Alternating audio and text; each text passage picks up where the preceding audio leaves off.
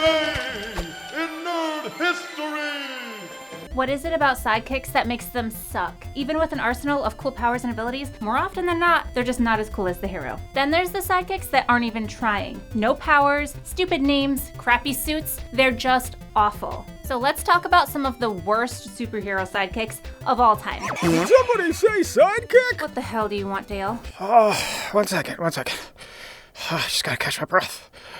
Oh. You alright?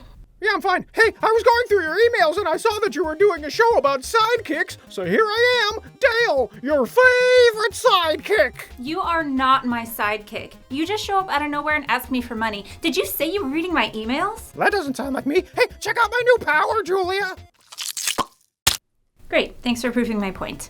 Now, let's get to the 5 worst superhero sidekicks. Number 5, Beppo the Super Monkey. You're a baby, and you just landed on an alien planet. Luckily, you have a super companion to protect you. Just kidding, it's an annoying monkey that doesn't help you with shit. It's Beppo the Super Monkey. Beppo's first appearance, and unfortunately not his last, was in issue number 76 of Superboy. He stowed away on baby Kal-El's ship, and when they landed on Earth, he immediately took off to do, monkey stuff, leaving the defenseless-ish baby to his own fate. Thanks for the ride, asshole. Beppo returned a few years later and used his robust powers to save Smallville alongside Superboy. I'm kidding. Beppo just spent his time destroying property, stealing shiny things, aka money from old ladies, and setting off fireworks that literally scared him into outer space. Beppo was even cool with leaving Superboy alone while he was playing submarine face down in a pool for a little bit too long. I mean, sure, Superboy tells you, the reader, he doesn't need to breathe, but did Beppo know that? It really didn't seem like he knew that. He was just letting a child drown. Beppo eventually joined the Legion of Super Pets, along with Crypto, Streaky, and Comet the Super Horse. But Teenage Superman wasn't buying it, and liked to refer to Beppo as a super pest. Couldn't agree more. Number 4, Demolition Man. No, not the 1993 movie starring Sylvester Stallone, Wesley Snipes, and the captivating Sandra Bullock. Actually, can we just watch that movie instead of talking about this Demolition Man? No. I'm gonna watch it later. Dennis Dunphy, aka Demolition Man, aka D-Man, got his super strength from the Power Broker. When he became too strong to play football anymore, he decided he would pick a safer sport so no one would get hurt. So he picked professional wrestling. Dunphy first appeared in The Thing, number 28, and by all accounts, he always had good intentions and wasn't that bad of a sidekick when he was on the job. He teamed up with Captain America like 100 different times. It's gotta count for something. But that gets outweighed by pretty much everything else he did. He literally just copied Daredevil's suit and threw on Wolverine's helmet. One time, the voice of a cosmic game master was telling him to collect the Infinity Gems, so he just started stealing a bunch of regular jewelry. He lived in the sewer for a while. He auditioned to be Jessica Jones's nanny and completely unraveled. I'm so lonely. I think I came off desperate before.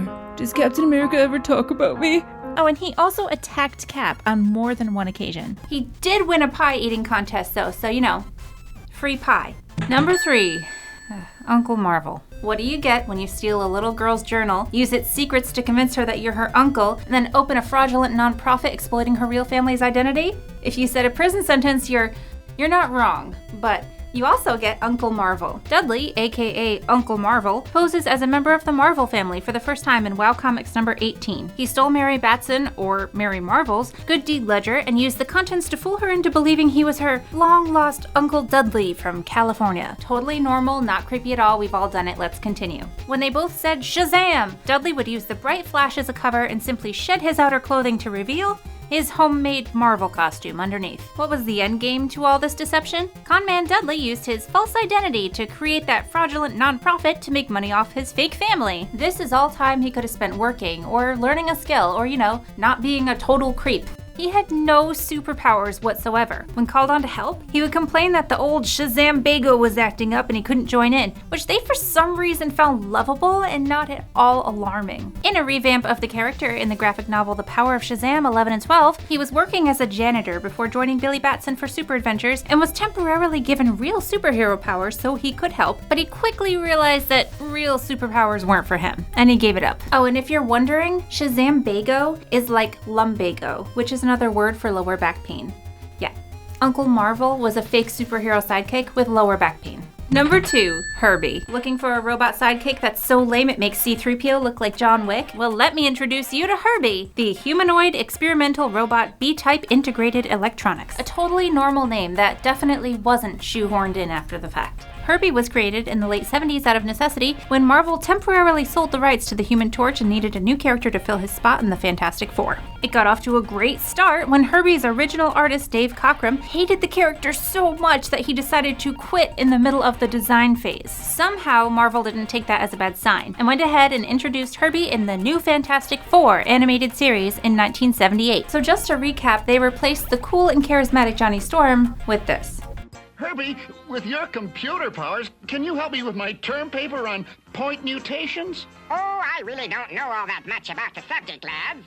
Of course I know that point mutations occur randomly during the replication of DNA molecules. Herbie made the rare transition from animation to the comics in Fantastic Four issue 209, where he continued to be fairly useless and annoying. It's ultimately revealed that Herbie has been possessed by Dr. Sun and tries to destroy the Fantastic Four. Thankfully, Herbie does everyone a favor by hurling himself into the Baxter Building's main computer, destroying Dr. Sun and himself. A real win-win for Marvel's first family. Reed Richards did eventually upgrade Herbie's design and renamed him Hubert, which stands for Hyper-Ultronic Brain Employing Randomized Tracings. He was a nanny. He was supposed to watch over Franklin Richards and did a shitty job and blew up. Who's next? Number 1.